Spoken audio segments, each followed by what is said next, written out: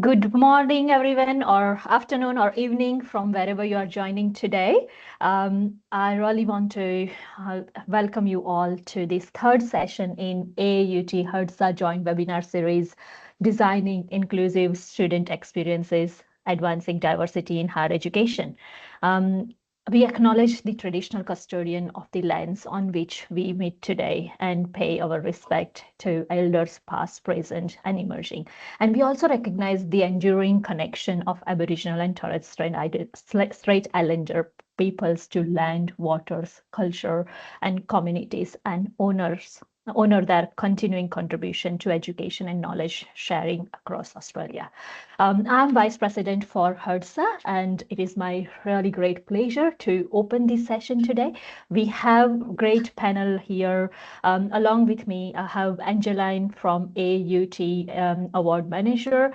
So we both will be supporting in facilitating this session, but the session is mainly going to be run by our great panelist and the panel chair. I'll take an opportunity to introduce the panel chair, Associate Professor Jenny Swardrop from Business School of Management and Governance, who is hosting today's session, which is going to be an amazing session today. And Janice is also HERDSA's New South Wales branch chair. We are bringing you the nationally recognized educators whose work has made significant contribution to inclusive student-centered learning and teaching in higher education. So please join me in welcoming Professor Karina Day from Australian National University, recipient of 2024 citation for outstanding contribution to student learning. So say hello, Karina. So I'm just going to give it a pause here. Hello. I don't need to say anything more, do I? Other than I'm very pleased to be part of this discussion today and very much looking forward to it. Thank you, Karina. And then we have Dr. Diana Mendes from James Cook University. Diana is recognized through 2023 AUT Program Award. And we have Associate Professor Rosalie Goldsmith from University Technology Sydney, who is the recipient of 2022 Program Award. Together, our panelists will bring wealth of expertise and experience in designing learning environments that foster belonging, equity, success for diverse student communities. So we are really looking forward to hearing their insights and practical approaches to advancing diversity and inclusion in higher education. So thank you everyone for joining us today, and I'll now hand over to Associate Professor Jenny Swardrop to commence the session. Great, thank you, Manisha. I'd like to acknowledge that today I'm on the unceded lands of the Bidjigal people in Sydney and pay my respects to their elders past and present. The way we're going to run the panel is we have a series of questions that I will pose to our panelists. Panelists will be able to obviously answer the question, and we'll also extend it so that if there's more than one panelist who'd like to contribute, then obviously we will hear more of those collective views. Please, as the session goes on, if you do have questions, please add them in the Q&A chat function, not the chat function itself, but there's a specific Q&A one that would just help us track the questions a bit easier, although our wonderful Angeline and Manisha keep an eye on the chat function, so they will also move things across if you do get those two windows slightly confused. The Q&A session, question section does have a vote function as well, so if you see a question come in that you would like to be brought to our attention, it's always a good idea to like that question because it'll bring it to the top of the page. If anything catches my eye during our discussion that is topical at that point, I will definitely try and introduce that question in to our discussion. If not, we have a separate Q&A session or section at the end that should probably run somewhere between 5 and 10 minutes. And our panelists have very kindly agreed that if we don't get to answer all of the questions that come in, we'll distribute those questions at the end, and then they will provide their thoughts and advice in a written format that will then be distributed to everyone who's attended today. So with no further ado, I'd like to kick off. Karima, we might start with you. In your view, what are the most pressing diversity-related challenges facing students in higher education today? Well, to my mind, there are three challenges that stand out. The first one, the student population is quite diverse. Students come with different priors in terms of preparation, confidence, and backgrounds. We tend to focus on backgrounds, but the preparation and confidence is also linked to differences in backgrounds. So that's the first one. Understanding, what the student body actually is, and what they're coming to teaching and learning with. The second one is that students can't see. Students can't be what they can't see in the curriculum.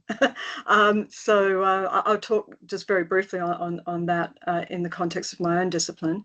And assessment can widen confidence gaps rather than build understanding, if not properly designed. So just in relation to the notion that students can't be what they can't see in the curriculum, I teach postgraduate macroeconomics, and economics is widely known as the dismal science. So I often sort of apologize when I introduce myself as an economist. But economics education can also be dismally narrow in terms of content and what's covered. So I have a particular bent with regard to gender inclusive education in economics, because it is quite male dominated. And so that means looking beyond the traditional textbooks to reimagine curriculum, I suppose, that speaks to a wider range of students. So sometimes going outside the conventional way in which something's taught is not only a good idea, it's actually necessary, so that students can actually see themselves in what's being covered. Great, thank you, fabulous. Diana, I'm happy to go next. So I completely agree with what Karina just said, but I'd like to add a particular focus, which is where I come from, which is teaching research at the postgraduate level. And I do that across the continuum from novice researcher to all the way to PhD. And I think that diversity can take has lots of faces. We don't necessarily, some are obvious, some are not obvious. So students may not be comfortable kind of displaying or sharing the diversity. They might not be comfortable reaching out, accessing whatever support there is. But I think in research, there is a layer of complexity that's added, in that most of the learning really depends on the effectiveness of that relationship between the master advisor and the apprentice student or candidate. And so it's not part of a wider curriculum. It's a very tailored teaching situation and environment. And then there, in that context, the diversity might be very obvious, but it also might be very invisible, and it might be a lot harder for students to discuss or to manage that. And I'll give you an example I've lived as an HDR advisor, where I had a PhD student who started at the start of the pandemic, which didn't help, but then halfway through was diagnosed with a neurodivergent characteristic.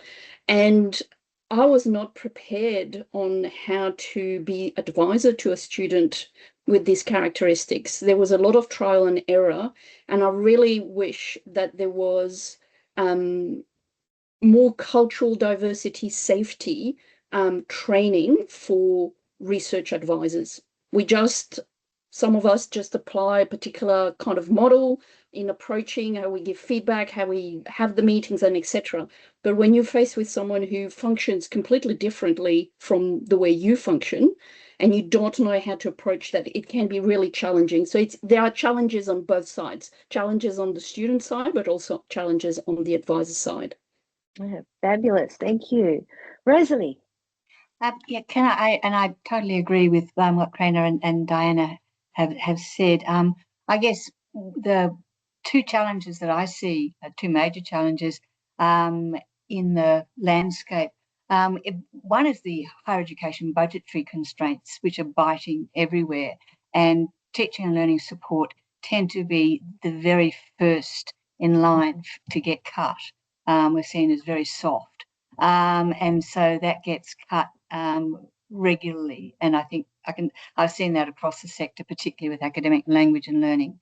I can count on several hands the number of programs or units that have been just hacked over the years. So that's one constraint, and that restricts curriculum initiatives as well. So it doesn't just cut into the direct support, it restricts the curriculum initiatives, and it deprives students of access to tailored support programs, the kind, Diana, that perhaps you were talking about, where the teaching and learning support could have provided assistance in that particular very gnarly case. And another major challenge, of course, is AI. And as we all know, that has a massive impact on learning, teaching and assessment, and it's really uneven. And there's a paper by Laidlaw that came out just this year, commenting that educational technologies are never neutral tools, and they often reflect and potentially reinforce existing social hierarchies and values. And I think we're seeing that a lot in the AI landscape right now. Thanks. Yeah. Rosalie, could I add something about that? We talk about cultural safety and diversity safety, and I have been wondering about how AI tools that are now pervading everything we do in academia, how culturally and diversity safe they are. Not at all, as far as I can say. Not at all, but we are to use these tools. The students are using these tools, and they're not fitting. The two things are not fitting. So the intent and the tools are not fitting together. That's what I wanted to say. I think there's two issues on the AI front. I mean, there's the unequal access. I mean, we know that. I read a recent study which found that women are adopting AI tools at a rate 25% lower than men. So we know that from the get-go, the actual use of the tool has a gender gap or bias. And then there's also the issue of unequal confidence, which is obviously reflected in that statistic. I mean, if you have more male students using AI tools with supreme confidence in terms of well, I'm getting the answer, I know what I'm doing here, then I mean that's something that needs to be recognized, and so I agree with you, Diana, and also Rosalie. I mean, in terms of but it's interesting, isn't it, because it's the tool itself, which, as Rosalie pointed out, is these tools are never equal, be it across gender or be it across other aspects of diversity, and then there's the actual uptake of it, which we already know from the get-go is unequal. I might just exercise my privilege as chair and also jump in and throw in. There's also the issue of equity of access in terms of financial costs. So students who can afford to buy the upgraded premium pro version of an AI tool has a differentiated advantage over a student who's using the free version. So yeah, which is where I think the universities providing access to these tools also comes in. If we are going down the path of required use, then I think it's incumbent on the university to actually provide that type of supported premium program. That's what which we're then looking comes to do. back to Rosalie's first point about the budgetary Exactly. landscape. Oh, look, it's all going to circle around, circle. which is nice. Yes. It is indeed. Let's move on. Rosalie, maybe targeting you with the second question. So what does it mean to design a student experience with diversity in mind, rather than sort of retrofitting inclusion later? I think we've all probably had experience of the attempts to retrofit, but what does it actually mean if we're starting with diversity in mind right from the get-go? So from my perspective and perspective of my academic language and learning team, we actually have run sessions with university staff at UTS on designing for inclusive learning. And so we don't actually look at diversity, we look at inclusion. And I think if you start with inclusion, it's just so much easier than trying to then design for the neurodivergent and the English as an additional language and the low SES and the academically underprepared. If you take that inclusion stance as your point of design, UDL, Universal Design for Learning is a really good place to start. But those sorts of principles are really key. And then it's also incumbent upon that is not to essentialize or generalize students. And so many people will use the essentialized students. Students don't read feedback. Some students don't read feedback. Some students really love feedback. Some people don't recognize it as feedback, all of those sorts of things. But it's saying who are your students? And back to your point, Krana, about the students who come, they are a diverse group. They've always been diverse, and they're getting more diverse.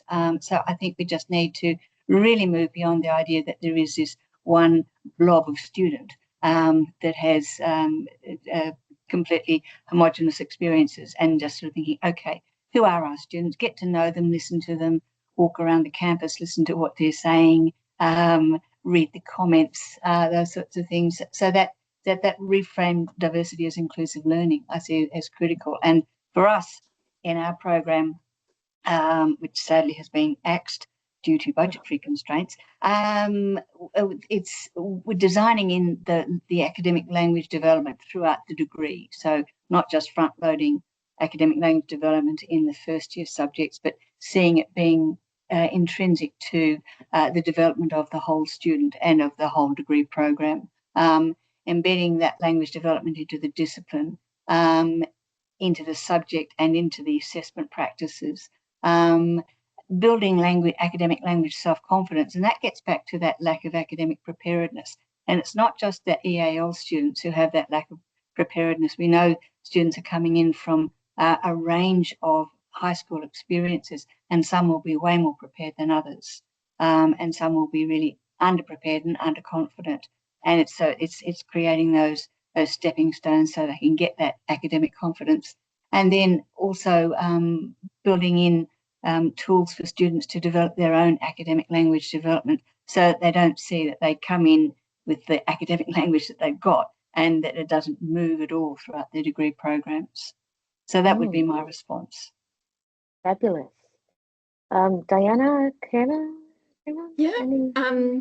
So from, again, the perspective of the research, postgraduate research training, the program, and I'm sad to hear what Rosalie said about her program, and I am sad to say I've got the same news about the program that we had, was discontinued for budgetary reasons. But the approach we had was that we saw all the scholars that came to us as human beings that had all sorts of characteristics. So we took them with whatever lived experiences they had in terms of life, of professional, cultural, whatever they came in. And rather than taking this lived experience that kind of defined them as being part of a particular diverse group, to take that as strengths and really use those strengths as part of the teaching environment that we provided. So examples that I can provide here were to invite First Nations students that we had in the program to be the experts on in workshops about decolonizing research methods, for example, or cultural safe research practices, because they had that experience to share with us and with the students. Similarly, embracing, so a lot of the HDR students we dealt with were established professionals in their own industry. And so they came in and they initially struggled because they had to adapt to the learning environment of research, but they come with a wealth of expertise and knowledge. And so inviting them to share that with the group really has an astonishing outcome for the group, because we've got peer learning, peer support occurring, but we also get how's it called? Sorry, my French brain is just butting in, not finding the words. It's also broadened the experience and the research learning that all those students had. Instead of learning research just in the little kind of niche discipline topic, they all of a sudden were exposed to a lot more across all the topics of research, all the experiences, lived experiences of the students. And that had effects that we did not anticipate. So we collected the research outputs of all our students, and out of over the life of the program, which was about 11 years, and there was over 650 research output publications, peer-reviewed publications. 65 of them were collaborations between students, and that was not unexpected. And that builds even further the research skills of collaborating. It was not something we expected, and it just happened. So I think, yeah, using what they come in with as strength and using those strengths for the whole group to enhance the experience of the whole group really works well, at least in research. Right. Karima, anything for you? Yeah, no, that's great. I just wanted to say very, very briefly that I'm actually blown away by the overlap between my thoughts on this question and Rosalie's and Diana's. I just want to say up front that I too am very sad to hear about Rosalie's program. And I was just reading some of the comments in chat. I mean, no, this is not. The first thing I wanted to say is that at my university, I too, we experienced our learning and teaching support program, gone overnight. And I think, so that was one thing I just wanted to comment on. I think that if I were to sort of sum up the three questions that I think are necessary before designing course or assessment or any research program, is what students are coming to this with. I mean, what's their prior knowledge? What are you assuming about them? So that's the what. The who would be, whose experiences are visible in what you're about to design. Rather than retrofitting, you want to know these things beforehand. And then, of course, the third one is about making a pathway that's to high standards that's clearer and fairer. And I found that the two things that sort of came up that I resonated with from what Rosalie and Diana said. Rosalie, you referred to building self-confidence in students. I mean, that's something that for me in my discipline of postgraduate economics, one of the things that we're sort of told is, oh, well, if there's problems before they get to postgraduate, this is not your problem. I mean, this isn't, something that was developed in undergraduate. Quite the opposite. And I saw Diana nodding at that one in terms of, well, this is exactly what she's dealing with, right, in terms of research students. So I could speak very briefly on that, but the other thing was what Diana mentioned about exposure to a lot more. So for me, I sort of did both. I mean, I sort of had the, well, I know that we've got a group of students here whose experiences are not visible.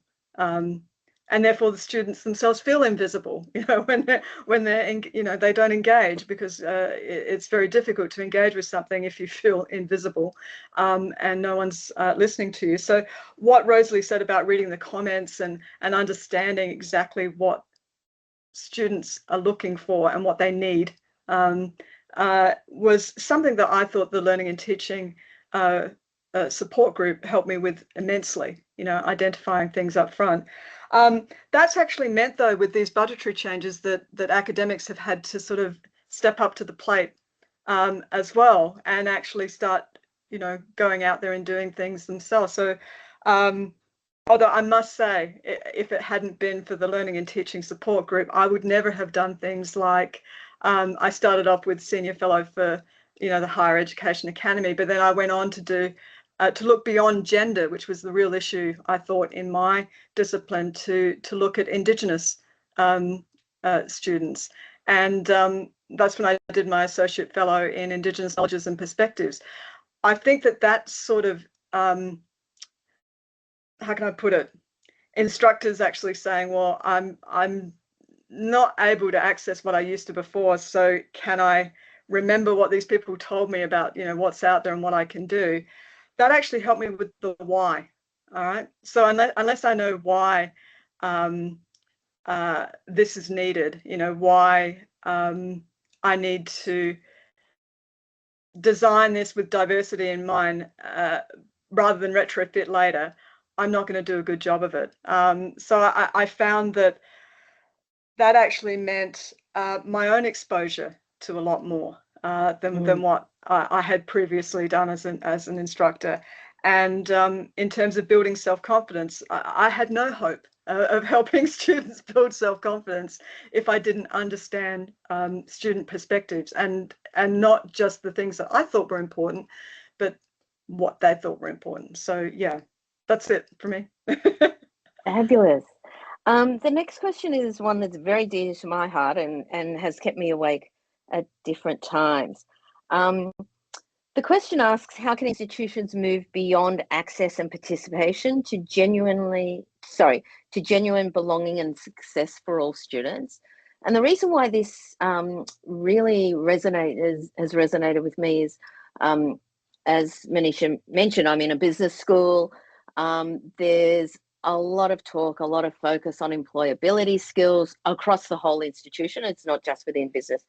But there is this assumption that you'll often hear, like often with students, they'll be like, oh, well, I'll just, I'll get my degree and I'll walk out and I'll end up with this fabulous graduate position that earns me lots of money. And of course, that's not how graduate positions work. And I know the university will often invest money in learning support, never enough, but they will, try and support students who come in on various different pathways, which helps them to maybe pass an assignment.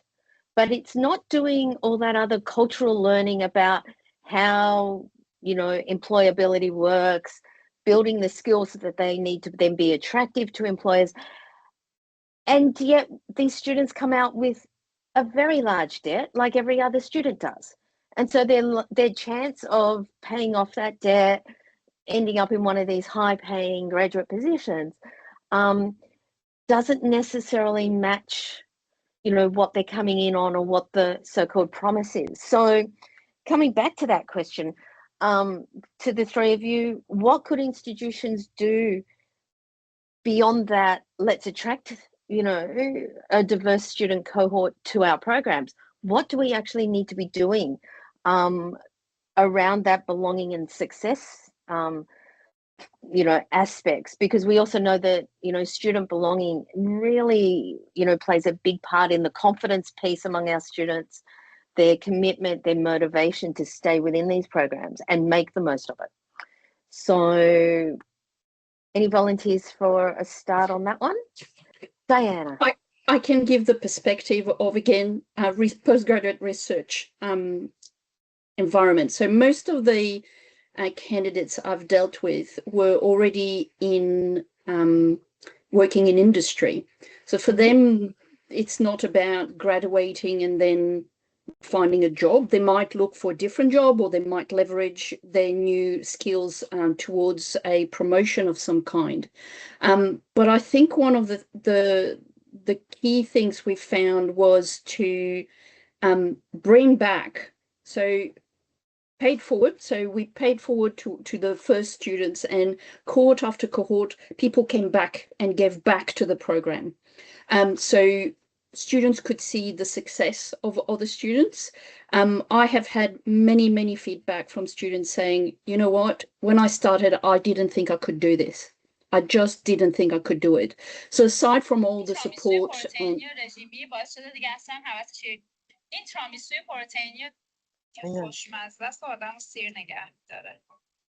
sorry about that.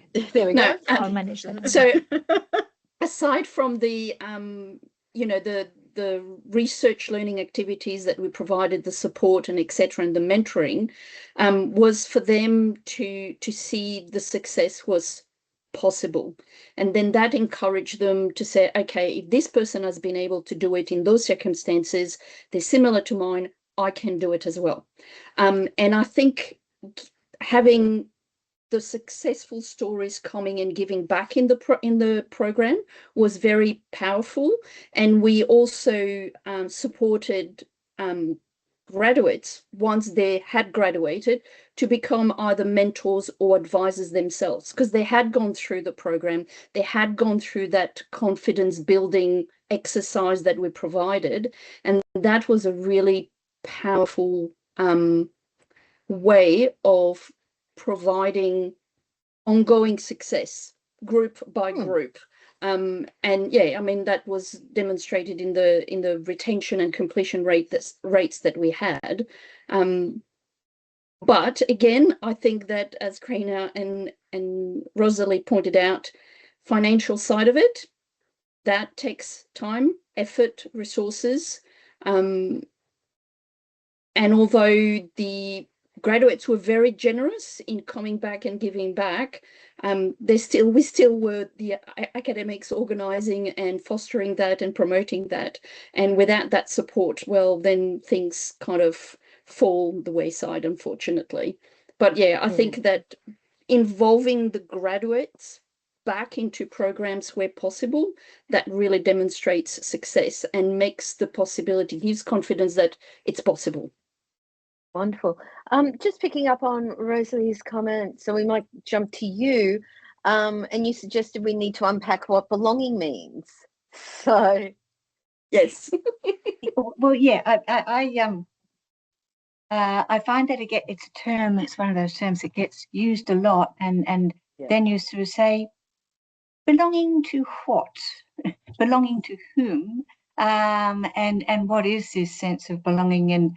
And I think it does get it is a bit of an umbrella term, and I think we do need to say, okay, well, do the students need to feel attached that they belong to the university, or do they need to feel that they belong within their cohort, or that belong with their degree program, or belong in, say, the vocation that they've chosen? So that's what I would ask. And I think there's rather a lot of money spent on marketing budgets. My comment for this was put the marketing budget towards designing safe and comfortable spaces for students on campus and online.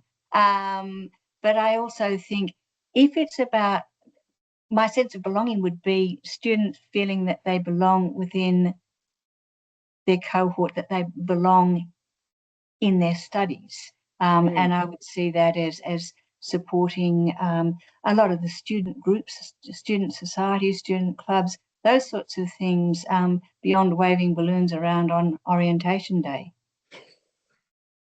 Amen, Rosalie.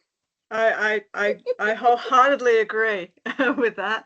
I mean, I actually think that question of you know, what is belonging, but also bringing it back to Janice's question about what can institutions do.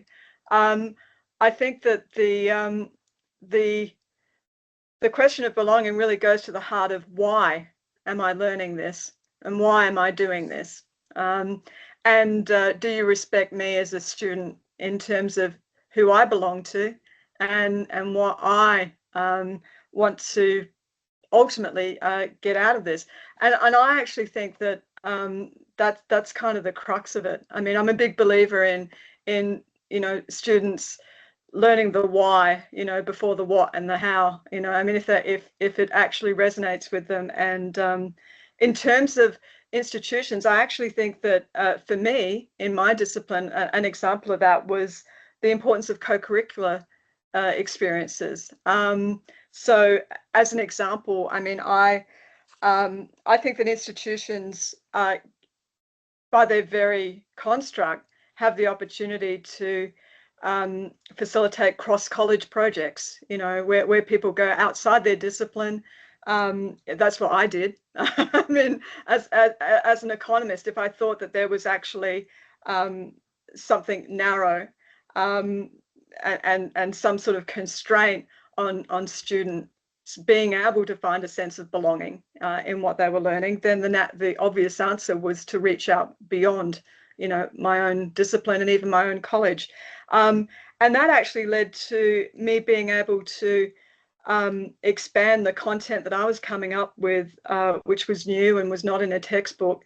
It was on fertility and gender wage gaps, and it was sort of something that the students were saying, wow, I really like this because there's policy issues and I didn't know about that, and this is a demography sort of bent, isn't it? It's not sort of quite standard economics, but gee, we're able to use a lot of the tools that we learned as undergraduates. That then I was able to actually expand that through a cross-college project to an immersive study program, where students, not at postgraduate level, but at undergraduate level, were actually going out to future employers and actually, looking at, well, actually, how does this relate to some policy issues that I'd like to work on, when I graduate? That was a real winner, because that's really moving beyond SELTs and feedback and comments to now dealing with the end game, which ultimately for students is about employability, coming back to Janice's first point and first question, right? I mean, it's really about, where am I going with this? Why am I doing it? Is it going to pay off? And if you can start doing that as soon as possible, everything falls into place, I think. Wonderful. So I'm just seeing we've got about 9 minutes before we're due to hit some Q&As, but let's see how we go. A really interesting and important question, I feel, is this question about how do we measure success? How do we know what success is when we're talking about sort of diversity? And so how do we measure it? Or what does it look like and how do you measure it? Any suggestions, recommendations? I might just jump in and say, well, I mean, the tracking data is really important. And it's looking at things like students staying on at university who might otherwise have either dropped out or just switched off, so that they, going back to that point about belonging, that they have found their place and they've found their people, and finding their people and finding their place really go together. So it's those retention and progression stats that I think are really, really useful. But you also need to look underneath them to say, okay, well, sort of how is this being manifested, and what are the underlying supports that keep those people coming back to university and feeling that they do have a place and that they can continue, not necessarily brilliant results, but just that the middle section of students that might or might not drift off if they hadn't had some kind of experience of joy or happiness or delight or achievement throughout their studies. So that would be one response from me. Okay. Any other different types of measures that you've used? we've used longitudinal studies, and we interviewed our students over pretty much the life of the program. So we started doing the longitudinal a few years ago, and we've now got students over the 3 stages, so first year, second year, and then depending on sort of 3rd or 4th year, or postgraduate, just 1st and 2nd year. And we've interviewed them and asked them, looking back, what were the aspects of the program that supported them? What are the strategies that they learned that they're still using? What's missing? What would they like to have? What would they have liked to have had? And we're still looking at that data at the moment. But those interviews are really important because you're getting people reflecting on the full experience of their degree program. And it was actually really lovely to keep on going back and talking to these people over the 3 or 4 years. So that's, and those longitudinal studies I think are really valuable. Definitely. Karina or Diana, other measures you've used? Yeah, look, I think that tracking of the student experience is great. I mean, that's the sort of way in which you not only look at the student outcomes, but also student voice and how that's changing over time. I think that benchmarking for me was actually quite useful. I mean, knowing where my sort of student experiences were relative to, even an average, anything. I mean, any type of, national or international. But also the thing that I found was, I'm not quite sure if this meets the definition of what success looks like, but also, reflecting on my own evolving teaching practice in light of that. Does that make sense? I mean, it's almost like a moving target, when you start looking at the student experience and how it's changing over time, and you're constantly chasing that, right, and constantly changing things, which I actually consider success as relative, right? I mean, in terms of is learning and teaching keeping up with the changing student needs over time? I hope that makes sense. But yeah, that's sort of one way to look at success. Diana, in that PhD or research student space? So there are some surveys in the postgraduate research training that's part of coursework, which I'm involved in as well. There are automatic surveys that are deployed by the teaching and learning department of the university. But I find that often it's not a reliable source of information because the response rates are really poor. And they're very numerical kind of criteria. And if you've got a very few students responding to the survey, then I don't know that you can really say what success looks like and what the student experience was in the first place. In the program that's now defunct, we used to have surveys every time we had a block week of workshops. We would seek feedback and we were responsive to feedback. So it was demonstrably taken on board. And we asked the students to, I think we educated them in what success looked like in research, because they don't necessarily know what success looks like in research. And to this day, I still encourage every research student I come across, you finish something, just go and celebrate. Take stock of your achievement. Because what we do in academia, we finish a job, we tick the box and we move on to the next thing. And we often don't take stock. And so especially when, say, you've got a PhD student who's working in industry, doing his or her PhD or their PhD, and they've got a family. They're the only ones involved in that PhD. There's nothing around them other than the environment we provide or provided that really kind of gives a measure of what the success looks like to them. And I also encourage them to bring their social group along the way to celebrating the success, because I think that then means that they're not as isolated. Their world is not as separated. PhD and the rest of my life, you kind of meddle both these things. And a lot of people hadn't thought about that when I spoke to them about it. And then they went, oh yeah, I said, you know, you've got little kids, you're doing your PhD, you're working as a nurse, you've just had an article published. Take the family for an ice cream. Celebrate. Say, Mummy did well in her homework. They'll understand that. Just bring everything around you into the success. So it's not just about measuring success. It's about educating people about what success looks like in a particular environment, like research. Wonderful. Well, we're gone so quickly. I think we might jump to our last question, which might introduce some interesting responses.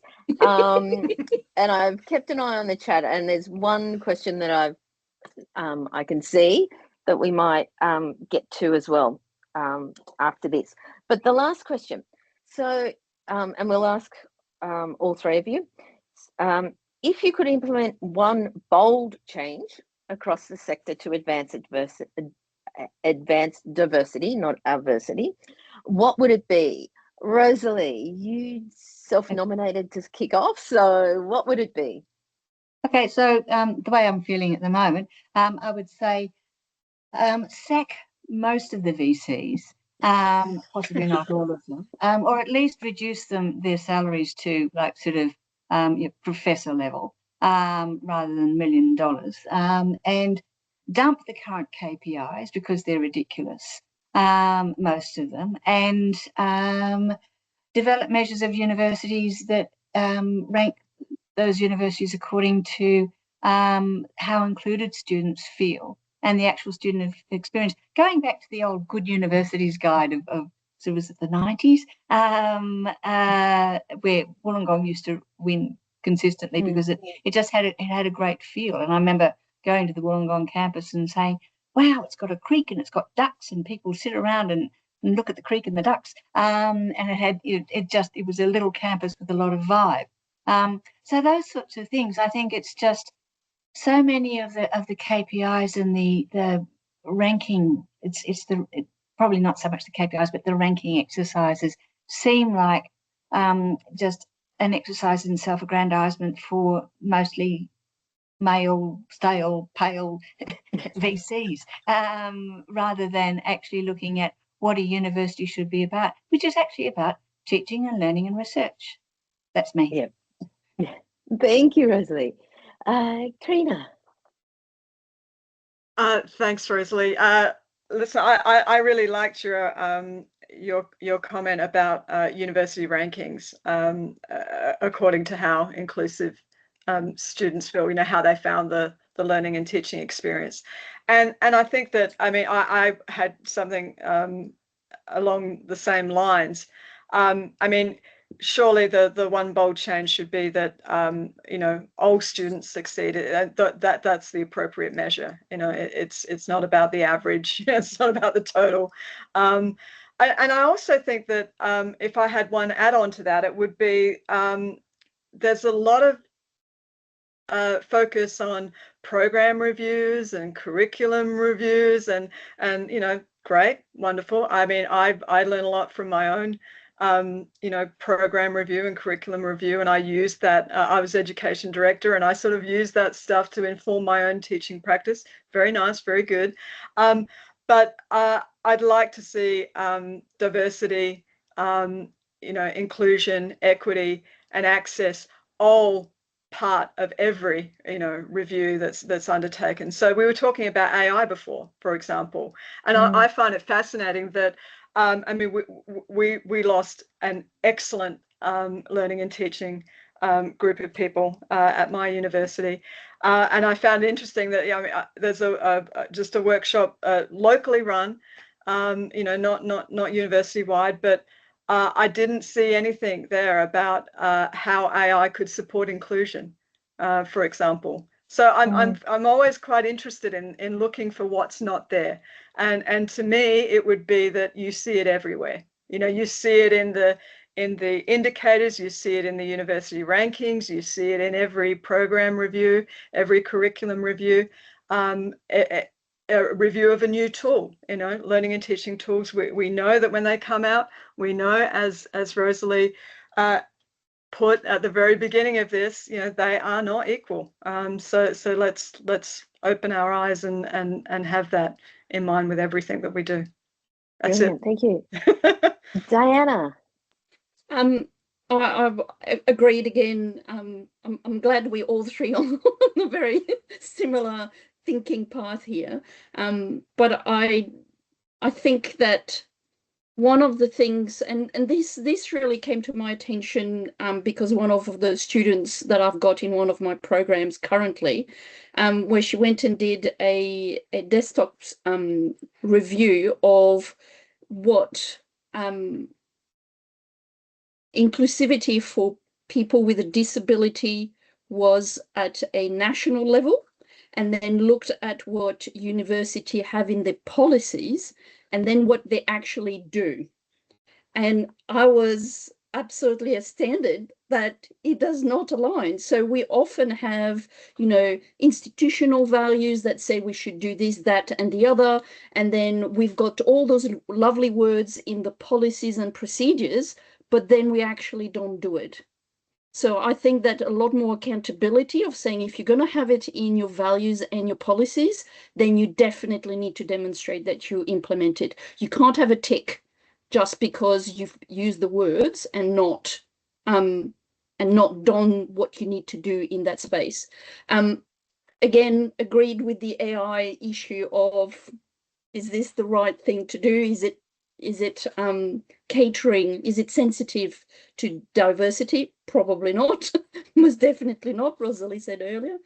But I think in the research space, we talk about researcher development. It needs to be included in that. It needs to be included in the practice of research. And I attended yesterday a workshop for advisors, and it's always the same advisors that are there, the ones who are interested to change practice, to improve their practice, and those who need to change their practice and improve practice are not there. So, you know, and you can't force I'm sure them that's either, a universal among all the participants today. Yes. We'll experience that. Okay, so we've there's one question that came in earlier that I thought we might have a quick look at. We probably only have time for maybe one or two thoughts on this. But Jishi asked, a challenge in inclusive design is supporting participation for international students who understand content well but engage differently in speaking, questioning, or group work. So how do we recognise this without a deficit view and support their learning experience? Well, the academic language development program that was at UTS it's actually designed for all students. So we did not single out international students, because we all know that international students, again, like all our students, come with very different levels of preparedness. And some can sort of way more proficient in academic language than local students. So it really does depend on the experience. But we did an academic language screening program, and then anyone who was identified as needing additional support was required to attend a specific language development tutorial that was attached to a core subject that they were doing. And those tutorials were designed around the assessment tasks for the subject. So all the language activities were directed towards what was going on for the assessment tasks. And that supported those students and gave them a comfortable space for them to ask questions and to speak up, because the tutorials were capped at around about sort of 15 to 18. And so there was that, and it was all around the subjects that they were doing. So it wasn't seen as a bolted on generic course. And that's the thing. It was sort of the generic programs can be really good, but they are generic. And again, you tend to get the worried well. One of our points was it had to be compulsory and there had to be sanctions for people not attending a certain number. So that's one. There are quite a few different approaches, but one of those is that targeted, compulsory, really subject-specific, assessment-specific support in those small, comfortable spaces for those students. Great, thank you. Well, I've seen Manisha's just popped up, so I guess, and Angeline, so I guess that means our time is done. I'd like to thank our wonderful panelists for a fantastic conversation this afternoon, and I'll hand back to Angeline. Thank you, Janice. Wow, what a discussions. There are many good points that comes up from this webinar, and I can see the passions from the presenters. So thank you so much, Janice and the panelists, for sharing such thoughtful insights and practical experiences with lots of passions in it. The recording will be made available on the HERDSA and AAUTN website, so feel free to share it with your colleagues who may be interested. We will be taking a short break in June and July. As you know, the HERDSA conference is in early July. Remember to register for it, and we will return in August. So we look forward to seeing you at our next webinar on 27th of August, focusing on digital knowledge. And on behalf of the organizing team, thank you again for your time and participations. So enjoy the rest of your day. Thank you. All right. Bye, everyone. You. Cheers. Bye. Thank you. Thank you.